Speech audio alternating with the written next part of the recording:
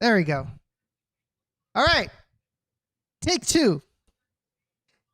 Good afternoon, everybody. Welcome to another episode of the Down in the Valley podcast, proud member of the Beautiful Game Network. Mike, thank you so much for letting me know about the lack of audio. You miss 1 week, and it's almost like you forget everything and all that you need to do to run a show. Incredible. But anyways, I want to thank everybody. I want to thank the patrons for your support. Blues fan, Mike Reyes, Gilbert Guajardo, Johnny Reese, Eddie, Harry Austin, and Jeff Strong. Thank you all for your support to the Down in the Valley podcast. I was saying a little while ago, I understand that patron specific content hasn't really been up to snuff, but still trying to get used to a hectic work schedule of working late during the weekdays, working Saturdays. So it doesn't give me enough time to create the content that I would like to do. But hopefully once things settle down as the year goes by, we can do some more patron-specific content for you all to enjoy. And of course, thank everybody in general for their support of the Down in the Valley podcast. Be sure to like this video and share it with all of your friends. Share it with your group chat. Share it on Tinder. Share it Bumble, wherever, and let your Toros friends know that this community is here for everybody to come in as a fan base to talk about RGV Toros. And believe me, there's a lot of different hot topics to talk about. But today we're going to be talking pretty much just about the OKC match that happened last Sunday. And of course, joining me, as always, our co-host, Jacob Young. Jacob, how are you doing? Doing all right. Looking forward to talking a bit of soccer. Should be an interesting take. And, well, of course, real quick, U.S. men's national play tomorrow, which will be fun. And they'll look to ride off into the sunset for World Cup qualifying, which will be fun too. So it's going to be exciting. I'm excited to talk about this match and this last match and the upcoming one. Yeah, definitely. But Ray couldn't be here this week, so it's just gonna be us two. But guys, remember, if you guys are more than welcome to participate in the YouTube chat and give your takes on whatever topics that we discuss about that we are discussing. And if you guys have a topic that you would like to ask us, you're more than welcome to put it in the chat, and we'll try to answer the question or to handle that discussion as fast as we can. But let's go ahead and talk about the match against OKC Energy. Definitely a match that left a lot to be desired by the Toros. On paper, honestly, going into this match, this was one of those matches where we felt comfortable, or at least I felt comfortable that maybe the Toros could go for the win, but I felt like by how the Toros had been playing and their fatigue, I felt that maybe they were going to get an equalizer, which I would have been happy with on the road against OKC Energy. We did receive during the week last week the news that the Toros made two signings, basically loans for the rest of the 2021 season. The first one being Flores. I can't even think at this moment right now. So let me actually grab the news or the news article. So they add Andres Flores and of course Jonas Geldberg. Please tell me I didn't butcher that, please. And if I did, sorry, Jonas. But basically, we did receive those two signings on a loan. First one, Andres Flores. He was with the Portland Timbers in MLS for the 2018 and 20 through the 2020 season. Started in 23 of 45 appearances in those 3 seasons. With them, he scored 2 goals and contributed to 3 assists. Before playing in Portland, he played for the New York Cosmos from 2014 and 2017, where he made 83 appearances, including 61 starts, with 10 goals and 18 assists. He was key to the 2 league titles that they that they claimed in 2015 and 2016. He is a native of El Salvador. Um, he is actually an international player. He is someone that has played with the El Salvadorian national team, where he has 68 international caps, including 7 as captain. So, believe it or not, we added a player that has a certain pedigree to his name. And I honestly, when I saw that, I think it filled me with a little bit of hope of what he could bring to the table for the rest, at least for the rest of the season. So, Jacob, what were your thoughts on that particular signing? Well, I mean, you know how I was last week. And when I saw that we were able to get a couple of new players, and especially with that type of pedigree, just like you said, I was more than thrilled. Definitely happy because, well, it's fresh legs. Yes, they'll have to get accustomed to how Wilmer Cabrera coaches the team and all of that, but it, it it gets better because now we got a little bit of depth and it's going to help out. And I think just basically off of the whole signing, no matter what, they got some experience. It's going to be perfect. And then the other signing that was made at the in that same day was Jonas Jeldberg. He joins the Toros from FC Cincinnati. He was just recently selected in the 2021 MLS Super Draft as the 54th overall selection. He did play for the University of Dayton since 2017. He made 55 starts and 61 appearances, recorded 22 goals and 21 assists. He is a midfielder, if I recall correctly, from this article. As a sophomore, junior, and senior, the Norwegian led Dayton in goals scored and was named Atlantic 10 Offensive Player of the Year and to the Atlantic 10 All-Conference First Team in his junior and senior campaigns. And so we got depth in the midfield. My question was, how were these two signings, the fact that they're both midfielders, going to fit within the system of Wilmer Cabrera? Uh, I mean, and that's a perfect question. Of course, only time will tell, and we need to see them out on the pitch to really see. The only problem that I would have with, of course, one of them, just like you talked about the Norwegian, he he played college soccer. We've seen how that has worked with inside of RGVFC, which is fine, but it's tough to get accustomed to just because it's just different types of playing, and the game clock ticks down and it pauses for injuries and all of that fun stuff. So it's just a different type of soccer for sure, from both, NCAA to USL. But I'm glad to see that that will work. I think they'll fit in fine with the midfield. But like I said, we just have to see. And we have to see what Wilmer sees in practice as well, or what he can basically talk about in the briefings on Thursdays when media are able to talk to him.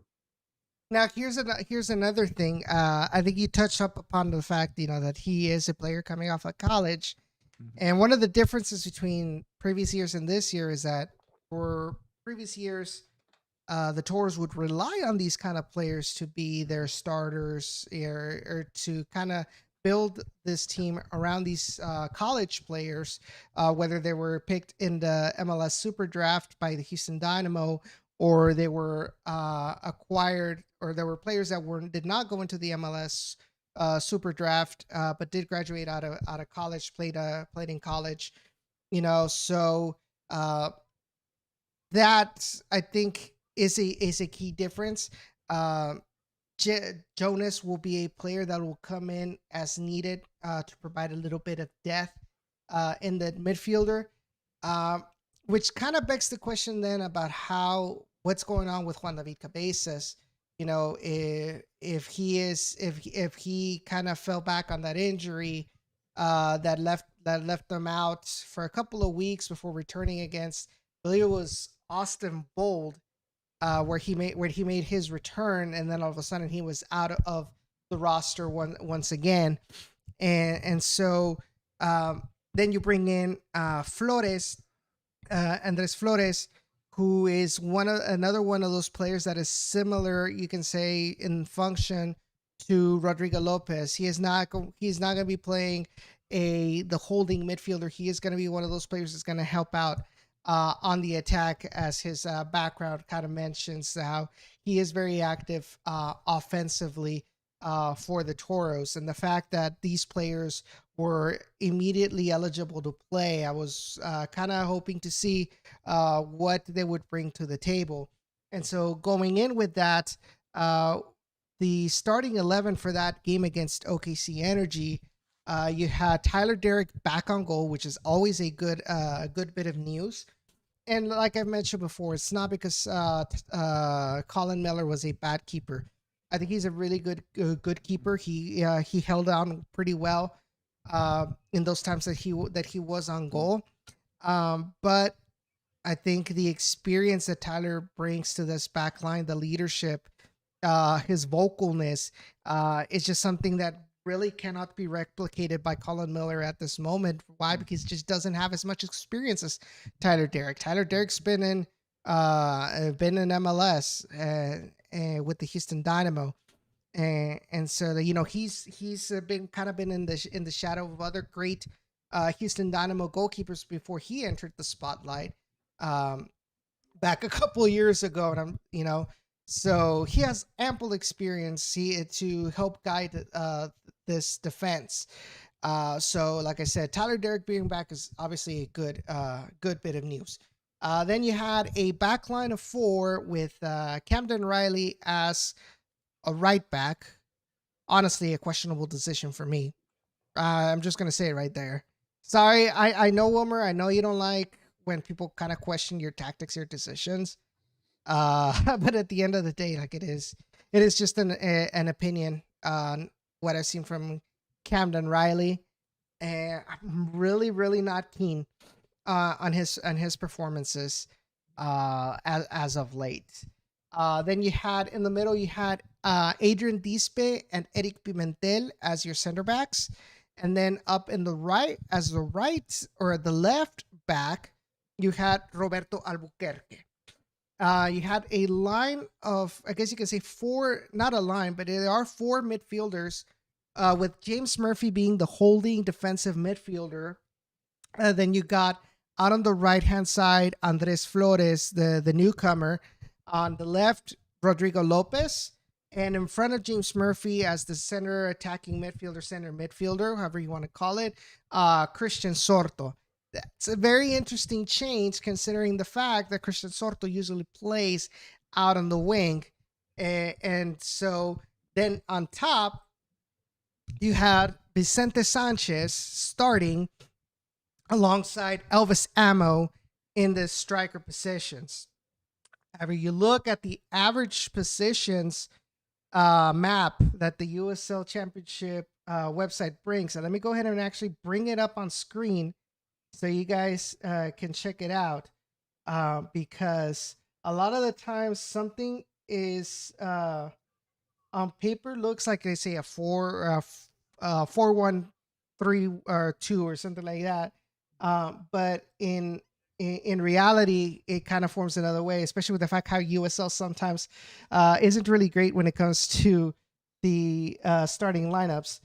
So if I switch it over so you guys can see it on screen, it actually looked like a 4th, basically how it is. However, here's the key difference. If you guys notice right here, you know how I mentioned that Rodrigo Lopez was kind of the left midfielder on this in this lineup? Well, if you look at the average position, he was actually a little bit more central than Christian Sorto was. With Elvis Amo kind of keeping himself right in the middle as the target man, Vicente Sanchez kind of drifting out wide to kind of help open up the spaces and kind of attract the marking from the OKC defenders, and try to help Elvis Amo find some space. So the issue was, got to get those balls into an advantageous position for Elvis Amo, right? The line of four stays there with Camden Riley kind of being a little bit more towards the midfield. What I do notice though is how central the midfielders are. Look at where the average positions of Flores, um, of James Murphy, Sorto, and Rodrigo Lopez. They're really bunched up together, which means that the Toros were pretty much, they weren't really as wide as before. Like they weren't playing very wide. It felt like it was very a narrow team. Yeah, it was an interesting lineup from I think both sides, and just I mean a tough game in general. OKC Energy has always brought RGVFC trouble. I think technically, I would honestly say OKC Energy is an unwritten rival to RGVFC. And that, of course, goes by the playoffs and just all the interesting games that we have, especially with Mr. Who's retired, sadly, but the person who would will do the backflip throw-ins, basically. So, yeah, just one of those games and a tough lineup for sure. I mean, Wilmer Cabrera, I think he did what he could, but of course, this is the biggest thing that RGVFC always have trouble with, no matter what type of lineup it is on the road. They don't take the lead in the first, like, they don't take advantage of taking the lead. But what I mean by that is basically, of course, it was still 0-0, and then they came from behind. And let me show you guys. Let me actually revert back. So you talked about that playoff game. I still have that cap that the player. I think one of the player Ray said that one of the players just left it on the field on the HEB Park practice fields where the Toros used to play before the stadium was built. I still have it. I still have it just stashed in one of my drawers. So I wonder. Stole somebody's hat. To be fair, someone gave it to me because gave it to you. I think it was Ray. I don't remember if it was Ray. So Ray, if you're there, correct me if I'm wrong, but I think he gave me this cap because it was on the floor that the players left when they were celebrating that they eliminated the Toros. I don't know why I still have it. I should probably just give it away to an OKC fan, but I don't know give any. It away or do a little live stream. But honestly, I think no matter what, I think at the end of the day, it's a USL memento. Like this is like player worn technically, so it still has a little bit like for a soccer fanatic. It's still kind of interesting to have as a collection. Yeah. Michael, I will say I'm probably going to have after this show. I'm probably gonna have to wash my right hand with Clorox to try to get that away to get the stink away. But anyway, let's get back into topics. So we were talking about the Toros and their performance. Now, here's the thing that some of the things that I noticed in this match. Number one. We continued with that tendency of wanting to play possession, wanting to play from outside from your box with possession in hand. It reminds me, Mike says, bring it to the tailgate. I will put it in the barbecue pit. There you go. There it is, everybody. That's an idea. But I was a live stream too. Wow. Let's try to take advantage of the YouTube algorithm. We burn an OKC hat and just put in all capital letters. Yep. Put in all capital letters. We've drawn a big. The thumbnail's gonna have like a big red circle around the cap and like a surprised face. My surprised face on the thumbnail. But anyway, so what I was mentioning is that the Toros continue to want to play from the back. But OKC, here's the thing. What's up, Ray? But OKC was playing the Toros with really high pressure. Mm-hmm.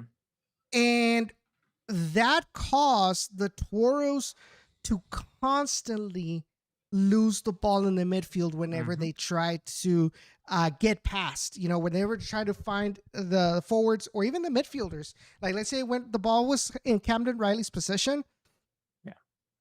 Here's the thing about Camden Riley as well. This is a personal viewpoint of what I've seen. To Mm-hmm. me, it seemed like Camden Riley, when he would receive the ball, he would try to get rid of the ball. He would try for just for the sake of getting rid of, not having possession of the ball, not dealing with it. I felt that a lot of the times Camden Riley didn't really have a true target to who that pass was intended to, and so the Toros would lose a lot of the balls in the midfield because of that. And he's not the only one. Look, he's not the only one. But Camden Riley really stood out for me. It seemed like, and we talked about it in the game against El Paso. Against El Paso, they tried to do the same thing.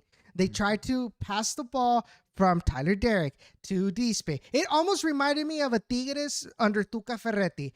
Nahuel to Chaca, Chaca to Salcedo, Salcedo to Guido, Guido para Nahuel. And it's like, and here's the funny thing, because you look at the stats from that game, and it mentions that the Toros had a passing accuracy of 82.9%. And yet I'm saying, oh, the passing was horrible. Yep. But guess what?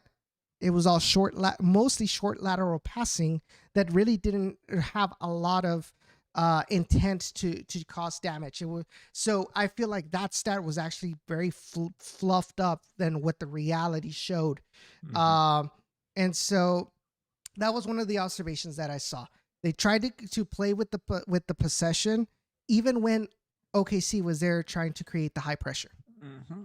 And that's a frustrating thing, Edson. It's been constant in a couple of games where it just is one of those situations. Not necessarily what are you supposed to do, but what are you supposed to change? And that's a lot. I don't understand those short passes, but then again, you try those long, lazy balls, those aren't going to work either. I'd rather have them gotten it out of basically midfield in their own end more times than they did. And of course, yes, you have to pass back, you have to do all these things, but short passes sometimes don't necessarily work. And it's Mm-hmm. one of those new things. And it just drives me crazy sometimes. For sure, it's frustrating. It also reminds me not only of that, but just of back in the day Toros where they would try to play a little bit of conservative back and forth and try and push that way, and it wouldn't work a lot of the times. And see, there's something that you mentioned. You mentioned long passing, but the times that the Toros had a dangerous play on OKC Energy's goal were the times where they broke the midfield, went for that long pass. Let me tell you, the goal that Elmas Amo scored was started from a long ball from Rodrigo Lopez to Vicente Sanchez out on the left wing. Yeah. That caught OKC Energy off guard. The ball gets back to Christian Sorto. Sorto crosses it to Elvis Amo. Elvis Amo just taps it in for the goal. Great collective play right there. Got to give them kudos to that. It shows that they can do that when they put their minds into it. They can find a way to break apart, find the spacing, make it a good accurate pass, and put that ball in the back of the net. They can do it. And then in the second half, when the Toros were down 2-1, they had like two opportunities as well, and both of them came through the long ball. And then after that, they went back to playing short passing, pass back and forth. And go ahead. That's kind of to my point. Like I said, yes, I would have rather them done those long, lazy balls. At the same time, yes, they're long and they're scary because they could be on counterattacks. But like you said, it was working. It was working. And I don't understand why you don't stick with that. Because if it's working for you, why go back to something that wasn't working? And that frustrates frustrates me so much. You see it all the time. Yes, I'm gonna say in American football, you do see that all the time where all of a sudden their quarterback can pass the ball. But what do? They go back to running where they've been stopped multiple times for tackle for 5 losses. So yeah, it just I didn't understand that from the start. You go for those long you go for the long passes when they work. You don't go back to something that doesn't work.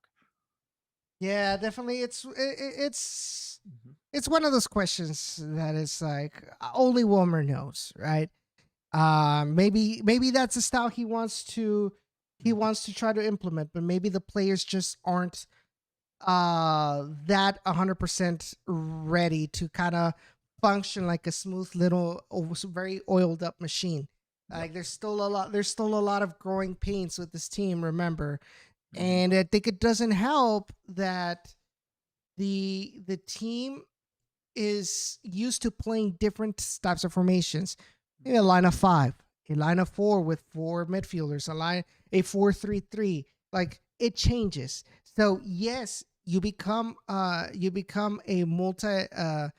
team that is able to adapt, but it's kind of like a player that can play different positions. You can play a lot of positions, but you aren't necessarily a master at one of them.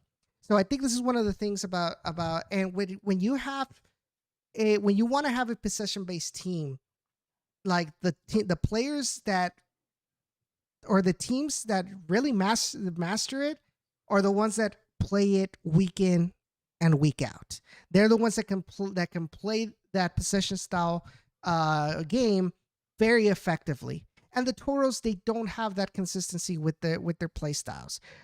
I like it that they're able to adapt, and I've said it many times before.